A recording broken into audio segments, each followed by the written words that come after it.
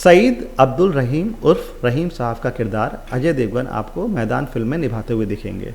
कौन है रहीम साहब? रहीम साहब अतीत में खोया हुआ वो शख्स है जिसके बारे में अगर आप पढ़ना शुरू करेंगे तो आपकी छाती प्राउड से फूल जाएगी। 56 इंच से भी ज़्यादा। कि ऐसा बंदा भी इंडिया में था जिसने इंडियन फुटबॉल टीम को उस ऊंचाई पर पहुंचा दिया था कि उसे ब्राज़ील ऑफ एशिया कहा जाने लगा था।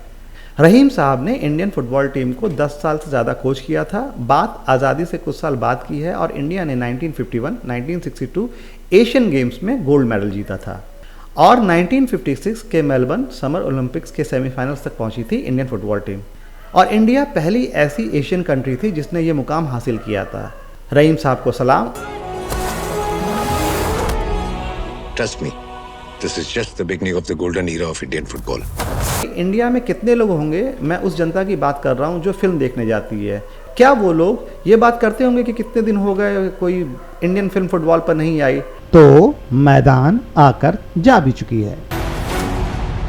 एक तो इंडिया में स्पोर्ट्स ड्रामा बहुत ही ल्यूक्रेटिव जेनर नहीं है। आप उंगलियों पर गिन सकते हैं इस स्पोर्ट्स जेनर में कितनी कामयाब हिंदी फिल्म्स हैं। वही नाम आएंगे आपके दिमाग में गिने चुने, लगान, चक दे, दंगल, धोनी और शायद एक दो और होंगी। गूगल किया तो पता चला पिछले 20 साल में 40 से ज़्यादा स्पोर्ट्स फिल्म आई हैं। अब आप देख लो आपको कितनी याद आती हैं, ज़रा दिमाग पर जोर डालो।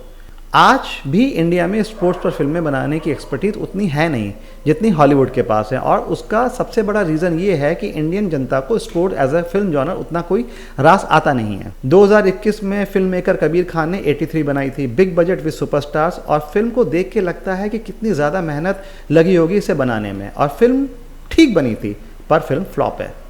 मैदान के ट्रेलर को अगर चक दे इंडिया या दंगल से कंपेयर करूं तो अजय देवगन चक दे के कबीर खान और दंगल के महावीर सिंह फोगट के सामने बड़े फीके जान पड़ते हैं। शाहरुख खान तो अपने कॉलेज टाइम में हॉकी प्लेयर थे ही। अजय देवगन बस डायलॉग डिलीवरी के दम पर ही कैरेक्टर को जीत लेना चाहते हैं, जो कि हर फिल्म में एक जैसी ही है उनकी।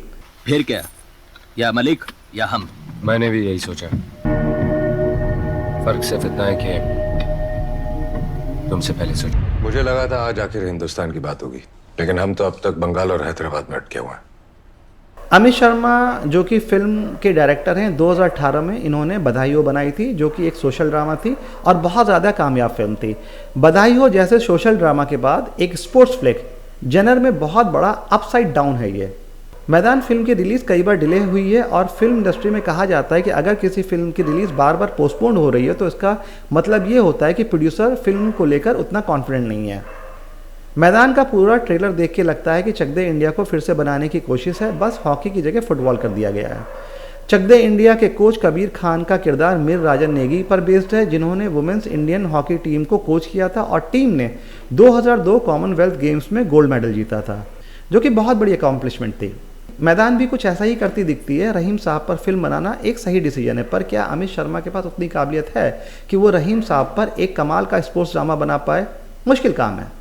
ट्रेलर देख के जो स्क्रीन प्ले और स्टोरी टेलिंग समझ में आ रही है उसमें कुछ नया करने की कोशिश नहीं दिखती है। अजय देवगन सरकारी ऑफिसर्स के सामने फरियाद करते हुए घिसा पिटा वही ढर्रा, कोच और खिलाड़ियों को इंट्रोड्यूस करने की वही पुरानी फिल्मी आदत, बारिश में प्रैक्टिस करते हुए प्लेयर्स जो केवल स्टाइलिंग ऐड करने की कोशिश है। बारिश होती है तो मैच या प्रैक्टिस रोक दी जाती है ना, कि नहीं भीगते हुए प्रैक्टिस करो, बीमार पड़ गए तो क्या हुआ, इंटरनेशनल टूर्नामेंट तो होते ही रहते हैं, बारिश में भीगते हुए प्रैक्टिस करना ज़्यादा ज़रूरी है। खुद ही सोचो, खामखा बीमार होने का जोखिम एक स्पोर्ट्स पर्सन या एथलीट लेगा क्या?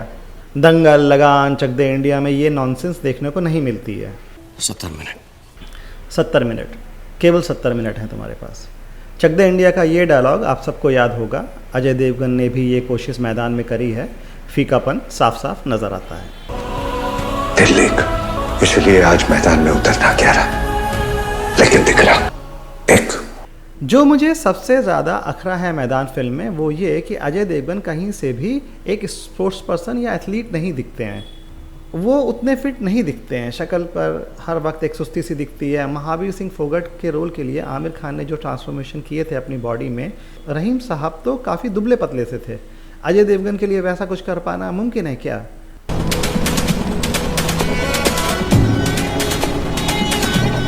एक एथलीट जो चक दे में शाहरुख खान के किए किरदार के अंदर दिखता है। अब जरा ये सोचो, अगर इस जैसा सीन मैदान फिल्म में होता जिसमें अजय देवगन हाफ पैंट पहने हुए मैदान में ना मुझसे नहीं हो रहा। माथे पर जो मसा है रहीम साहब के, वो अजय देवगन के माथे पर क्यों नहीं है? किरदार और ज़्यादा असरदार ना लगता? फिल्म पीरियड ड्रामा है जो हमेशा एक एडेड एडवांटेज है फिल्म के लुक एंड फील के हिसाब से, पर रहीम साहब के बारे में पढ़ के जो एक्साइटमेंट फील होता है वो फिल्म के ट्रेलर में कहीं नहीं दिखता है। पर इतना कहूँगा कि फ़िल्म कैसी भी बनी हो, रहीम साहब को जानने का मौका तो ज़रूर मिलेगा जनता को कि क्या कमाल के थे रहीम साहब और इंडियन फुटबॉल टीम कितनी कामयाब थी किसी ज़माने में।